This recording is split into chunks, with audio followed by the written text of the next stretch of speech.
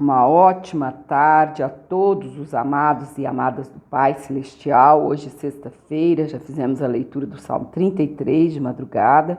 De manhã já lemos Êxodo 6 e agora nós vamos ler Marcos capítulo... Marcos capítulo 2. Achei que eu tinha errado aqui, mas está certinho. Lemos Salmo 33 de madrugada, Êxodo 6 na parte da manhã. Agora nós vamos ler o Marcos capítulo 2 e, se possível, nós vamos ler também o Marcos capítulo 3, porque domingo nós não vamos poder gravar, não vamos estar aqui em Uberlândia, vai ficar um tanto quanto apertado. Então nós vamos adiantar a leitura. E amanhã, sábado, ao invés da gente ler só o Êxodo 7, vamos ler Êxodo 7 e Êxodo 8, por motivo que no domingo não estaremos aqui em Uberlândia. Tá certo? Que o Senhor possa continuar te abençoando de uma maneira maravilhosa. E vamos começar a leitura. Se tiver um pouquinho de barulho aí fora, vocês não preocupam não, que estão ainda recapeando aqui essa avenida. E se a gente for olhar o barulho, a gente não grava hora nenhuma, né? Então vamos lá. O paralítico de Cafarnaum. E, alguns dias depois, entrou outra vez em Cafarnaum, e soube-se que estava em casa. E logo se ajuntaram tantos que nem ainda nos lugares junto à porta eles cabiam. E anunciava-lhes a palavra. E vieram ter com ele, conduzindo um paralítico trazido por 4. E, não podendo aproximar-se dele por causa da multidão, descobriram o telhado onde estava e, fazendo um buraco, baixaram o leito em que jazia o paralítico. E Jesus, vendo-lhes a fé, disse ao paralítico: Filho, perdoados estão os teus pecados. E estavam ali assentados alguns dos escribas que arrazoavam em seu coração, dizendo: Por que diz este assim blasfêmias? Quem pode perdoar pecados, senão Deus? E Jesus, conhecendo logo em seu espírito que assim arrazoavam entre si, lhes disse: Por que arrazoais sobre estas coisas em vosso coração? Qual é mais fácil? Dizer ao paralítico: Estão perdoados os teus pecados? Ou dizer-lhe: Levanta-te e toma o teu leito e anda? Ora, para que saibais que o Filho do Homem tem na terra poder para perdoar pecados, disse ao paralítico: A ti te digo, levanta-te e toma o teu leito e vai para a tua casa. E levantou-se e, tomando logo o leito, saiu em presença de todos, de sorte que todos se admiraram e glorificaram a Deus, dizendo: Nunca tal vimos. Oh, glória a Deus, aleluia. Interessante que nesse capítulo diz assim, versículo 5 do capítulo 2 de Marcos: E Jesus, vendo-lhes a fé, disse ao paralítico: Filho, perdoados estão os teus pecados. Então, amados, quando levamos alguém para Cristo, o Senhor vai olhar a nossa fé e não a fé daquele que ainda não conhece a Jesus. Foi o que aconteceu com esses 4. Eles tinham fé, ou seja, eles criam no invisível. Eles criam no que aparentemente parecia impossível. Hebreus capítulo 11 diz assim, ora, primeiro versículo: A fé é o firme fundamento das coisas que se esperam e a prova das coisas que se não veem. Ou seja, nós estamos esperando algo que a gente não viu. Isso é fé. E mesmo assim, a gente espera. Oh, glórias a Deus! E por isso, pela fé daqueles 4 homens, esse paralítico foi curado. Amados do Senhor Jesus,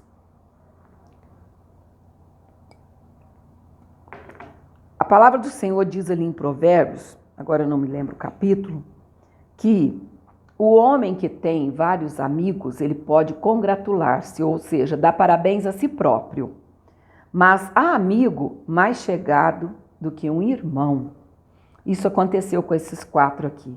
Eles eram tão chegados que eles tiveram coragem de abrir um buraco no telhado. Olha que maravilha, que passagem gloriosa. Descobriram o telhado, versículo 4. E não podendo aproximar-se dele por causa da multidão, descobriram o telhado onde estava e, fazendo um buraco, baixaram o leito em que jazia o paralítico. Esse leito, amados, era uma maca, era uma camilha. Então, e ele estava deitado, é lógico, né? Não é igual hoje que tem as cadeiras de rodas, bem mais prático. Hoje a maioria desmonta, mas naquela época não. Imagina fazer um buraco para caber uma camilha ou uma maca. Amados, nós temos que fazer muito sacrifício para levar alguém para Cristo, sabia? E muitas vezes a gente não quer pagar o preço de uma alma. Ela custou muito mais do que isso. Custou o sangue do Cordeiro de Deus, que tira o pecado do mundo. Mas a gente não quer pagar o preço assim, em relação ao sacrifício, de levar, a pessoa não quer ir ouvir a palavra, ao sacrifício, às vezes, do dinheiro mesmo, de estar indo buscar e levar, mas vale a pena, porque olha aqui, ele recebeu a bênção. Ele teve primeiramente os pecados perdoados e depois ele foi curado. E olha que coisa maravilhosa. Ora, para que saibais que o Filho do Homem tem na terra poder para perdoar pecados, disse ao paralítico: a ti te digo, levanta-te e toma o teu leito e vai para a tua casa. Deus tem libertação para a tua vida nesta tarde, amados. Se tão somente você crê, tudo é possível ao que crê. Vamos lá, a vocação de Levi. E tornou a sair para o mar, e toda a multidão ia ter com ele, e ele os ensinava. E, passando, viu Levi, filho de Alfeu, sentado na alfândega, e disse-lhe, ou seja, corregedoria, tem tradução que diz corregedoria. De toda forma é uma palavrinha enjoada, mas é o mesmo que para nós ir lá na Receita Federal e pagar nossos tributos, enfim. E disse-lhe, segue-me. E levantando-se, o seguiu. E aconteceu que, estando sentado à mesa em casa deste, também estavam sentados à mesa com Jesus e com seus discípulos muitos publicanos e pecadores, porque eram muitos e o tinham seguido. E os escribas e fariseus, vendo-o comer com os publicanos e pecadores, disseram aos discípulos: por que come e bebe ele com os publicanos e pecadores? Jesus, tendo ouvido isso, disse-lhes: os sãos não necessitam de médico, mas sim os que estão doentes. Eu não vim chamar os justos, mas sim os pecadores. O jejum. Ora, os discípulos de João e os fariseus jejuavam, e foram e disseram-lhe: por que jejuam os discípulos de João e os dos fariseus, e não jejuam os teus discípulos? E Jesus disse-lhes: podem, porventura, os filhos das bodas jejuar enquanto está com eles o esposo? Enquanto têm consigo o esposo, não podem jejuar. Mas dias virão em que lhes será tirado o esposo, e então jejuarão naqueles dias. Ninguém costura remendo de pano novo em veste velha, porque o mesmo remendo novo rompe o velho, e a rotura fica maior. E ninguém põe vinho novo em odres velhos. Do contrário, o vinho novo rompe os odres, e entorna-se o vinho, e os odres estragam-se. O vinho novo deve ser posto em odres novos. Eu já expliquei sobre esse assunto quando lemos em Mateus. Vamos agora, Jesus é o Senhor do sábado. E aconteceu que, passando ele num sábado pelas searas, os seus discípulos, caminhando, começaram a colher espigas. E os fariseus lhe disseram: Vês, por que fazem no sábado o que não é lícito? Mas ele disse-lhes: Nunca lestes o que fez Davi, quando estava em necessidade e teve fome, ele e os seus com ele? Como entrou na casa de Deus, no tempo de Abiatar, sumo sacerdote, e comeu os pães da proposição, dos quais não era lícito comer, senão aos sacerdotes, dando também aos que com ele estavam? E disse-lhes: O sábado foi feito por causa do homem, e não o homem por causa do sábado. Assim, o Filho do Homem até do sábado é Senhor. Está bem claro, né, amados? Porque não precisamos mais guardar o sábado, porque o Senhor cumpriu toda a lei por nós. O capítulo 3, ele tem 34 versículos. E nós já vamos estar lendo esse capítulo 3. E também amanhã vamos estar lendo 2 em Êxodo, porque no domingo não estaremos postando. A cura, capítulo 3 de Marcos. A cura de um que tinha uma das mãos mirrada. Essa versão aqui não diz, né, a cura de um homem, mas na verdade é a cura de um homem que tinha uma das mãos mirrada. E outra vez entrou na sinagoga, e estando ali um homem que tinha uma das mãos mirrada, e estavam observando-o se curaria no sábado para o acusarem. E disse ao homem que tinha a mão mirrada: Levanta-te e vem para o meio. E perguntou-lhes: É lícito no sábado fazer bem ou fazer mal? Salvar a vida ou matar? E eles calaram-se. E, olhando para eles em redor com indignação, condoendo-se da dureza do seu coração, disse ao homem: Estende a mão. E ele a estendeu, e foi-lhe restituída a mão sã como a outra. Oh, aleluia, glória a Deus!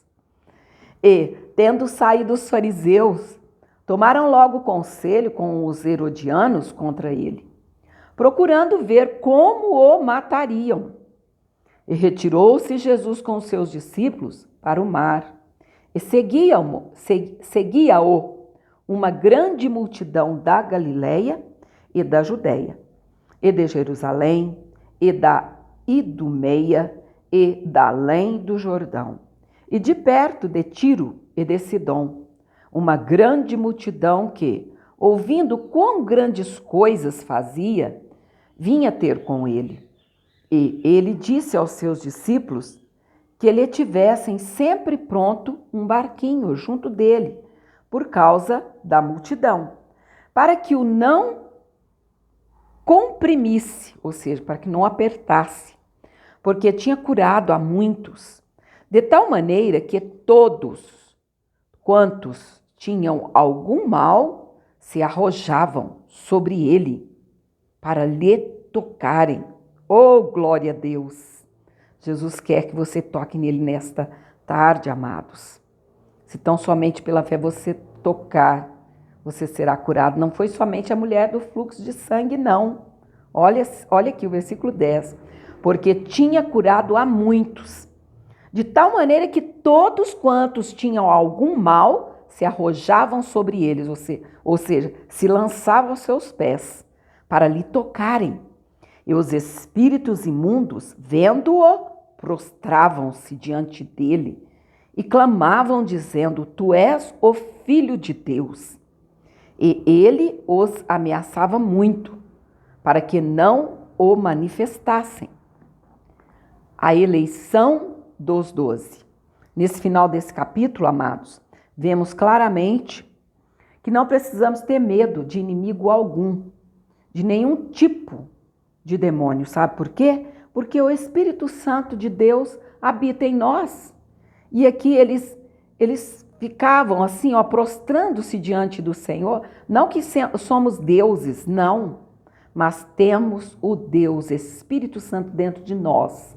E os inimigos, ou seja, o maligno, ele tem que se prostrar diante de nós, sim, porque o Espírito Santo de Deus habita em nós.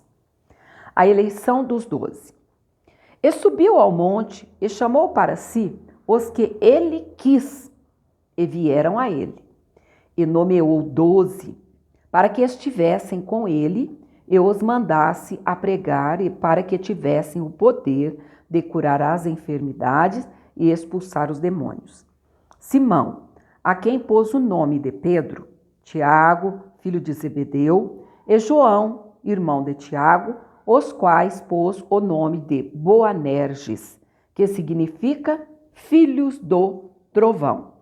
André, e Filipe, e Bartolomeu, e Mateus, e Tomé, e Tiago, filho de Alfeu, e Tadeu, e Simão, o Zelote, e Judas Iscariotes, o que o traiu. A blasfêmia dos escribas. E foram para uma casa, e afluiu outra vez a multidão, de tal maneira que nem sequer podiam comer pão. Olha só, amados. E muitas vezes a gente reclama porque passou da hora de tomar o café da tarde para fazer uma visita, não é verdade? E às vezes ali na visita também a gente não come nada, né? Porque a pressa é muito grande. Muitos até querem servir alguma coisa, mas a gente não pode ficar parando, não é verdade? E aí a gente reclama, ai, que fome. Fome? Fome é quem passa 3 dias para frente sem comer, amados. O resto é vontade de comer, dá para passar. Não tinham tempo de comer pão. E quando seus parentes ouviram isso, saíram para o prender. Porque diziam, está fora de si. Não é isso que a gente vive ouvindo? Isso aí é fanático, só pensa em Deus, só pensa em ir na igreja, só pensa em adorar. Não, a gente não só pensa em ir à igreja, amados. Nós só pensamos em adorar, em espírito e em verdade, 24 horas por dia. A gente sonha que está adorando, porque a gente dorme adorando, não é verdade? Eles pensavam que ele estava louco. Em outra tradução, aqui no Marcos, vai dizer porque pensavam que estava louco. Ou seja, nem come mais, só pode estar doido. Que maravilha! Essa palavra é muito gloriosa, amados. E os escribas que tinham descido de Jerusalém diziam, tem Beelzebu. Sabe o que é Beelzebu? É o príncipe dos demônios da imundícia. Traduzido, esses dias eu estive estudando sobre isso, significa o príncipe das moscas. Sabe quando você vê todo tipo de imundícia num lixão, e aquele tanto de moscas, aquilo lá chama príncipe Beelzebu, é o príncipe da sujeira. É por isso, amadas, eu vou falar com as mulheres agora, que a nossa casa, sabe, abaixo do poder de Deus, porque é só debaixo da graça, para a gente conseguir conservar uma casa bem limpa, bem arrumada, cheirosa, ela precisa estar assim o tempo todo, viu? Olha como que a palavra vai falando conosco. É o tempo todo, não é só o dia de faxina, não. É o tempo todo, ela tem que estar limpa, cheirosa, organizada. Ah, mas eu já lavei hoje. Vai ter que lavar de novo, porque já sujou. E a casa que mais fica limpa, eu aprendi quando eu estava lá no ginásio, a professora nos ensinando. Qual a casa mais limpa? É a que mais se limpa ou a que menos se suja? Aí a gente ficava, qual, hein? Eu não sabia da resposta. Aí ela diz para nós, é a que menos se suja. Porque não adianta nada você ir limpando atrás, a meninada atrás sujando, o esposo sujando também, não é? Então nós temos que ter limpeza dentro de casa, amados.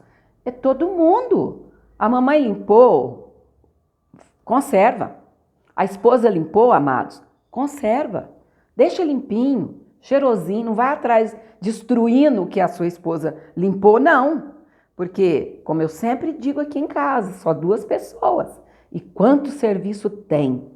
E eu digo para o meu esposo, vamos conservar. Porque se a esposa limpa e o esposo conserva, é uma maravilha. Depois todo dia você vai dando uma limpadinha, deixando conservado as coisas no lugar. É assim que funciona. Não é só dia de faxina, não.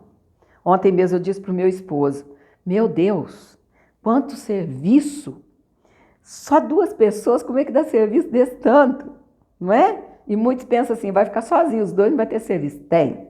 E eu disse para ele, eu acho que eu já tirei lixo aqui de dentro dessa cozinha hoje, sem demagogia alguma, umas 4 vezes. É impressionante. Você descasca legumes, descasca qualquer coisa, né? Casca de qualquer coisa que você vai. Quando você pensa que não, a lixeirinha tá cheia. Aí você vai deixar para outro dia, para posar? Para amanhecer todo cheio de mau cheiro? Então, o inimigo gosta disso. Vamos vigiar, viu? Tem hora que a gente reclama, né? De tanto serviço. Mas fazer o quê? É preferível ir fazendo todo dia um pouquinho, além da faxina, e deixar conservado. É assim que a minha mamãe me ensinou. Vamos continuando. E chamando-os a si, vamos terminar o versículo 22. E os escribas que tinham descido de Jerusalém diziam, tem Beelzebu, ou seja, o pior dos demônios, demônio imundo. E pelo príncipe dos demônios, expulsa os demônios. E chamando-os a si, disse-lhes por parábolas, como pode Satanás expulsar Satanás? Se um reino se dividir contra si mesmo, tal reino não pode subsistir. E se uma casa se dividir contra si mesma, tal casa não pode subsistir. Se Satanás se levantar contra si mesmo e for dividido, não pode subsistir. Antes, tem fim. Ninguém pode roubar os bens do valente, entrando-lhe em sua casa, se primeiro não manietar o valente, e, então, roubará a sua casa. Na verdade, vos digo que todos os pecados serão perdoados aos filhos dos homens, e toda sorte de blasfêmias com que blasfemarem, qualquer, porém, que blasfemar contra o Espírito Santo nunca obterá perdão, mas será réu do eterno juízo, porque diziam, tem espírito imundo. A família de Jesus. Eu quero parar só um pouquinho aqui. Muitos dizem assim, olha, não pode dizer que o inimigo está amarrado, está repreendido. Pode sim, aqui está o versículo como base. Ninguém pode roubar os bens do valente, entrando-lhe em sua casa, se primeiro não manietar o valente, e então roubará a sua casa. Isso aqui Jesus está trazendo para nós, que pregamos o evangelho, quando a gente chega no terreno do inimigo, um terreno minado, qual o primeiro passo? É manietá-lo, sim, com as armas da nossa justiça. A palavra do Senhor diz ali em 1 Coríntios, me parece, capítulo 11, porque as armas da nossa milícia não são carnais, mas sim poderosas em Deus, para destruição das fortalezas. Então você tem essas armas aí para manietar o valente. E o que você vai dizer? Você está repreendido, você está amarrado pelo poder e pela autoridade que há no nome de Jesus, esse nome que é sobre todo nome. Já aconteceu de cultos, eu me lembro um culto aqui no bairro Jardim Aurora, que uma pessoa chegou bêbada e fazendo aquela estripulia no culto. E os irmãos lutando com aquele rapaz, um rapaz forte, ninguém dava conta. O pastor Íris, meu esposo, ele disse, deixa ele quieto, porque ele está repreendido em nome de Jesus. Está aí, você está sem poder, sem força. O rapaz simplesmente deitou ali no chão mesmo, chão frio, e ficou. Dá dó, dá pena da pessoa? Sim, mas o inimigo que está dentro dela queria atrapalhar o quê? A mensagem da palavra de Deus. Aí ele ficou quietinho até no final do culto. Esse amarrar é pelo poder e autoridade que há no nome de Jesus, tá bom? E aí no final, terminada a mensagem, antes de fazer o apelo, o pastor Íris disse para aquele homem, sai dele, agora, em nome de Jesus.